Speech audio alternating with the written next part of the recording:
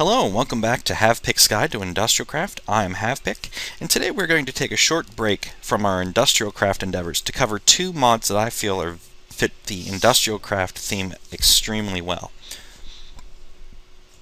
The first of which is Feanor's mod, MineFactory, and this mod introduces four new blocks: the automated planter, the automated fertilizer, the automated harvester, and the conveyor belt, which is hiding over here.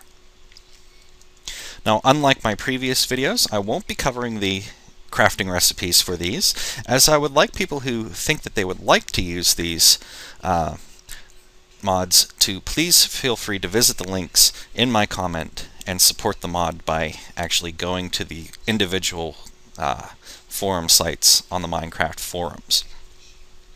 All of these Feanor machines, except for the conveyor belts, run off of Redstone current. The planter and the planter and the fertilizer run off of a pulse, like something from a button or a quick tap from a pressure plate. And the harvester requires a full duration current until it's done chopping down the tree, such as from a lever or standing on a pressure plate. So how do they work? Well, first of all, the planter requires there to be at least one dirt block right above the machine block itself. You then have to wire it to a redstone input of some sort, and then when you press the button, you get a pulse and it performs the planting operation. So over here I have saplings inside this planter, so it's going to plant one sapling right above it. And over here I have this planter filled with seeds. So instead of just one block, I have a 3x3 set up over top of it, so it's going to plant 9 seeds in one go. It's going to, as you notice, it's going to till the soil, and I have a water block sitting here in the corner, so this will be considered an irrigated fertile soil whenever it plants it, and we won't lose the saplings or the seedlings after they've been planted.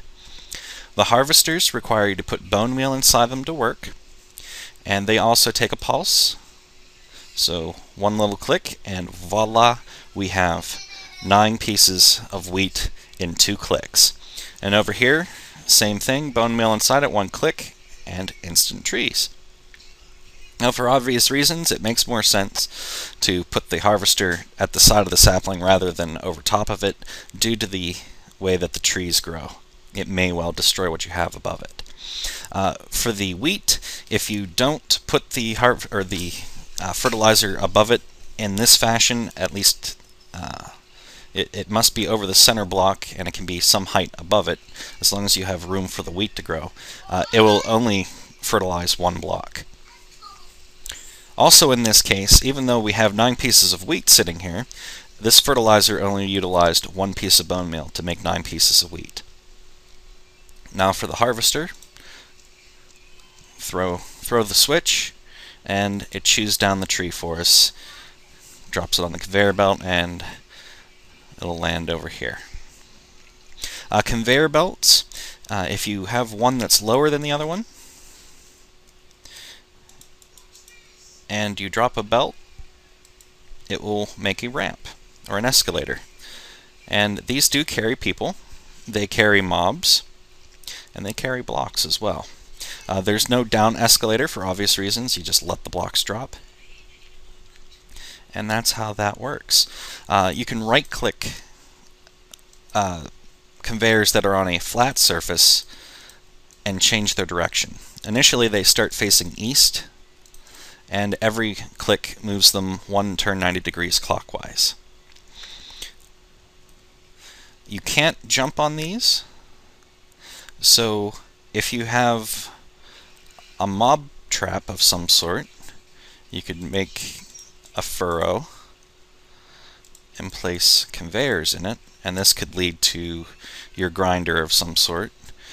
They could walk against it, but they couldn't jump out of it. I'm not sure if spiders would be able to get out of it, because I haven't tested it, but skeletons, creepers, and zombies would be toast.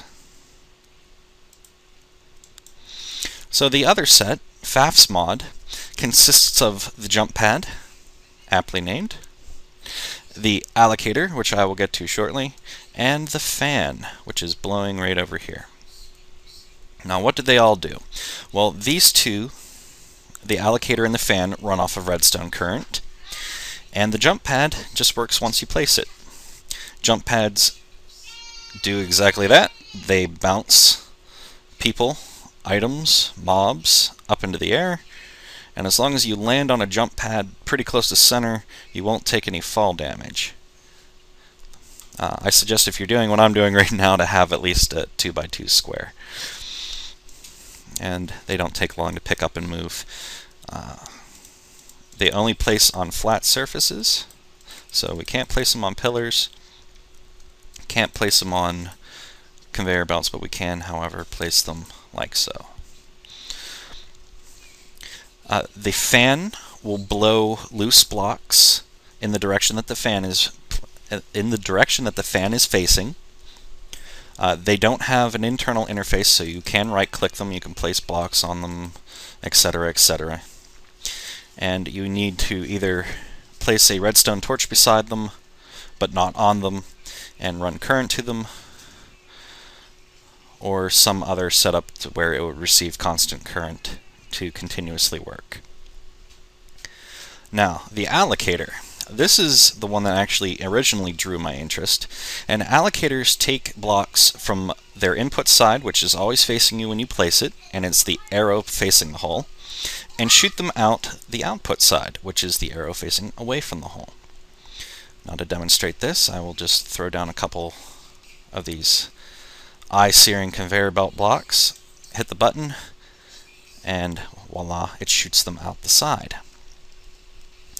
Now, if you were to hook this up to a repeater, it would work on all by itself. Let me take the filter out.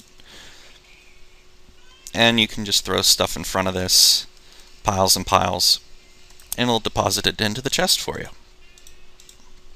Now, I mentioned filter. There's a block on an allocator when you right-click it, and if you place something inside of it, any placeable block that you have, it will only intake that specific item. So I could sit here all day and chuck stuff in front of it, but the second that I throw something that it will accept, it'll sort that block out from the rest and deposit it into the chest. Very, very useful. Now, these work off of pulses, not direct current like I have set up here with the switch. If you threw this switch, it would do one function every time you turn this on and off. And this is just basically moving random items from one chest to another. But something that I found with the way it interacts with Minecraft or IndustrialCraft machines is that they do not work off of a pulse for machines. They work in they can work off of a pulse, I should say. So anytime that this repeater would pulse, that would take a piece of wood and dump it into our extractor, or take the rubber out of the extractor and deposit it onto the conveyor belt. But if you apply a solid current to it, it's going to consistently pull stuff out and consistently put stuff in on a one-for-one basis.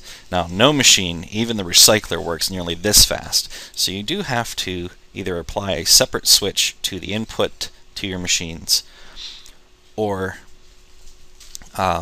separate them to like a switch like this. That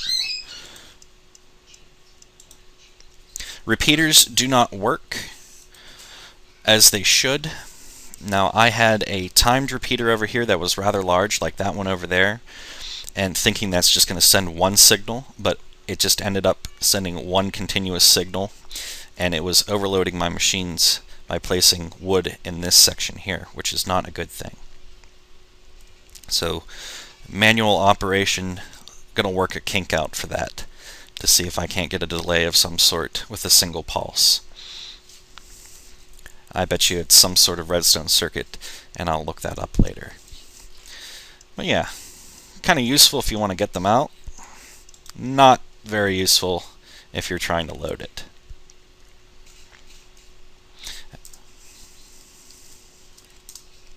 Now, what do we have sitting here in working concert with each other? Well, this is my automated tree farmer.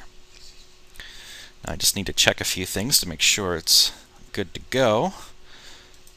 Okay, we have that, and we're good to go. I throw the switch, and as soon as this timer pulses, it'll run through a series of redstone inputs.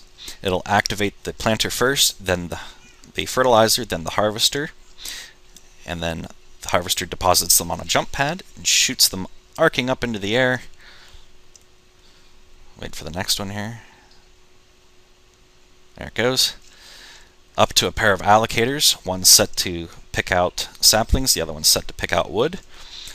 The saplings fall down and are deposited back into the planter, while the wood is shuffled off towards my machines to be used to make coal or charcoal or rubber. And the fan is used here to blow the blocks from the harvester over towards the awaiting allocators. Pretty neat.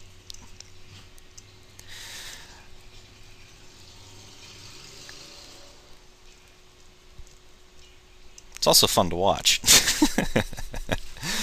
And the wood comes down the conveyor belt down this direction and is deposited in to the chest.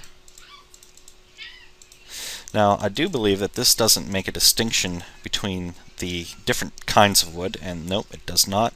So it will take in birch, it will take in oak, and it will take in the pine. And the filter also does not distinguish damage codes. So if you have a piece of wood in there, it will deposit the darker woods as well. But if you already have a different kind of wood in the reception slot, it will not recognize it and stack it with that, and will shuffle it off to this. So let's empty this a little bit. Take that out.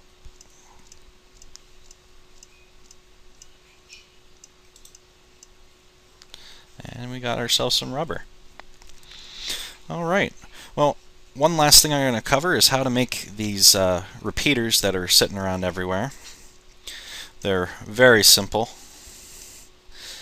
and very useful. So first of all, you're going to start off with a block, it doesn't matter what kind. You're going to throw a redstone torch on it. You're going to place a redstone diode facing in that direction, and you're going to click it twice to set it to 3. And then you're going to take your redstone dust, wire it to the block, and then wire it in front of the diode. And there you have it.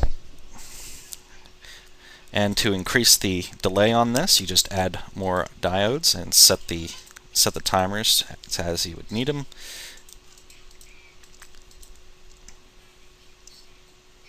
And that'll stay on longer, and the pulses will take longer to get there as well.